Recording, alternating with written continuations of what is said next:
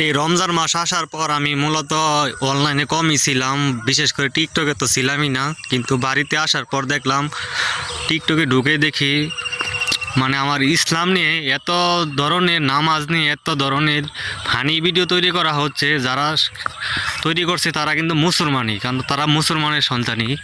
তারপরও দেখলাম তারা এই তারাবি নামাজে গিয়ে কি আজে বাজে ভিডিও না।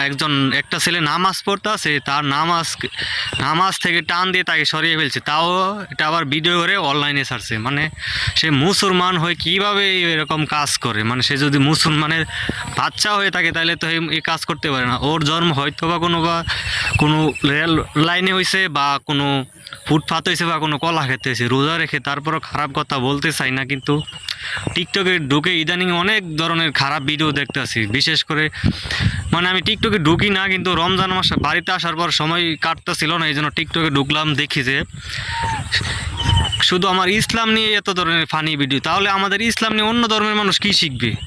তারা আমাদের দেখে কী শিখবে?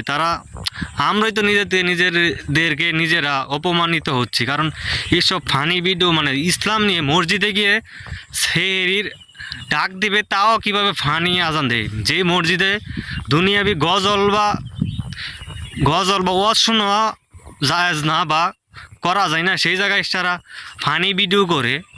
মানে আমার ইসলাম নিয়ে হেরা মানে হাসি ঠাট্টা করতেছে। কি এর তারাবি নামাজ পড়ে ডাব চুরি করবে, বা এ করবে হে করবে। বড় বড় কন্টেন্ট ক্রিয়েটররা টাকার জন্য কত ধরনের ভিডিও বানাচ্ছে। মানে আমার দেখে এত খারাপ লাগছিল, এই জন্য আপনাদের মাঝে অনলাইনে কথাগুলো বললাম। যদি খারাপ হয়ে থাকে ক্ষমা করে দিবেন।